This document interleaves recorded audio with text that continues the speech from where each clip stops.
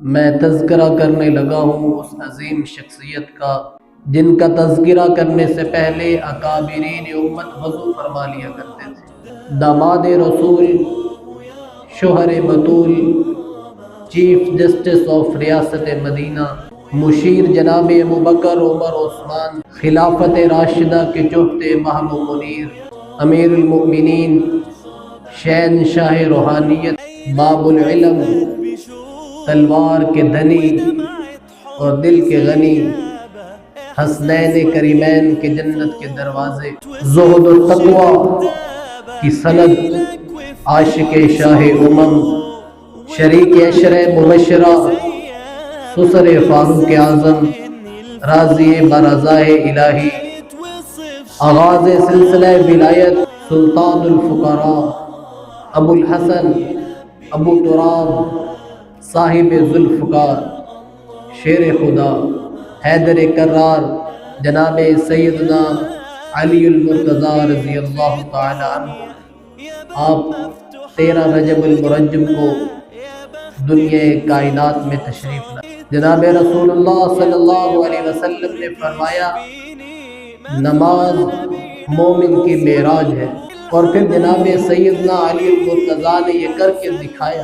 آپ نماز میں ایسے کھڑے ہوتے، آپ عشق الہی میں ایسے مشغول ہوتے کہ آپ کے جسم سے نیزوں کو نکال لیا جاتا جو آپ کے جسم میں پیوست ہو جاتے، لیکن آپ کو پتہ بھی نہ چلتا کہ آپ کے جسم سے نیزے کو، تیر کو نکال لیا گیا ہے۔ رسول اللہ صلی اللہ علیہ وسلم نے ہجرت فرمائی تو آپ نے امانتیں جناب علی المرتضیٰ رضی اللہ تعالیٰ عنہ کے سپرد کی، اور جناب سیدنا علی المرتضیٰ رضی اللہ تعالیٰ عنہ یہ سوچ کر آپ علیہ السلام کے بستر پر پرسکون نیند سو گئے کہ اگر میرے سونے کی وجہ سے جناب رسول اللہ صلی اللہ علیہ وسلم کی جان بچ جائے تو علی جیسے ہزاروں قربان ہو جائیں تو کوئی بات نہیں۔ خلافت پر جب مقرر ہوئے، متمکن ہوئے، تخت خلافت پر بیٹھے تو لوگوں کے لیے ایسے غمخوار بنے کہ تاریخ کی کتابوں میں لکھا ہے کہ اپنا پھٹا ہوا جوتا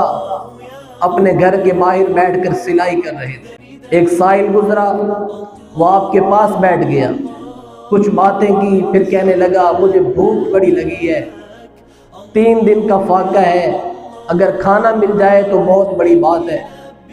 جناب سیدنا علی المرتضیٰ رضی اللہ تعالیٰ عنہ نے فرمایا بھئی یہ 7 گھر ہے، دروازے کی طرف اشارہ کیا کہ اس گھر میں جا کر دستک دو، تمہیں کھانا دیا جائے گا۔ وہ صاحب گئے، وہ سائل گیا، دروازے پر دستک دی تو جناب امام حسن سب کہہ دو رضی اللہ تعالیٰ عنہ باہر تشریف لائے۔ سائل نے کہا بھوکا ہوں 2 دن سے، کچھ کھایا نہیں، تو آپ نے فرمایا بیٹھو میں تمہارے لیے کھانا لے کر آتا ہوں۔ فرمایا امام حسن نے اسے پیٹ بھر کر کھانا کھلایا۔ جب وہ جانے لگا تو کہنے لگا اگر ناراض نہ ہو تو مجھے کچھ اور کھانا بھی چاہیے، میں نے ساتھ لے جانا ہے۔ امام حسن نے پوچھا بھئی وہ کس کے لیے؟ کہ وہ جو تمہارے گھر کے سامنے ایک شخص بیٹھا ہے نا، وہ مجھے لگتا ہے وہ بھی کئی دنوں سے بھوکا ہے، لگتا ہے اس نے بھی کئی دنوں سے کچھ کھایا نہیں۔ تو جناب امام حسن کی آنکھوں میں آنسو آ گئے۔ فرمایا سائل تو جانتا نہیں وہ اس گھر کا بادشاہ ہے، وہ کائنات کا مولا کہلایا گیا، تو جانتا نہیں وہ کوئی عام نہیں، وہ امیر المومنین ہے، وہی تو علی بن ابی طالب ہے، وہ علی المرتضیٰ ہے۔ کہنے لگے ایسے لگتا ہے جیسے کئی دنوں سے انہوں نے کھانا نہیں کھایا۔ امت کے غم میں اور عدل و انصاف کی ایسی نشانی بنے کہ تاریخ ہمیشہ سنہرے حروف سے آپ کو یاد کرتی۔ صحابہ کرام اور خلفائے راشدین سے ایسی محبت کی مثال نہیں دی جاتی۔ آپ کے غلام ابو مریم رحمت اللہ علیہ آپ کے پاس آئے، رات کے وقت آپ ذکر و اذکار کر رہے تھے، تسبیح میں مشغول تھے۔ ابو مریم آیا، غلام تھا، کہنے لگا امیر المومنین ایک عرض کرنی ہے، چھوٹی سی عرض ہے، وہ میری آپ بات سن لیں، ناراض نہ ہو۔ فرمایا بولو کیا کہتے ہو؟ تو ابو مریم کہنے لگا حضور یہ جو آپ نے چادر پہن رکھی ہے نا، اس میں بڑے پیوند لگ چکے، یہ چادر بہت بوسیدہ ہو چکی ہے، اللہ کے لیے اس چادر کو آپ اتار دیں، چادر چینج کریں، نئی چادر پہن لیں۔ آپ خلیفہ اسلام ہیں، آپ امت مسلمہ کے رہنما اور لیڈر ہیں۔ آپ نے اس چادر کا ایک کونا پکڑا اور آنکھوں پر رکھا اور زاروں قطار رونے لگے۔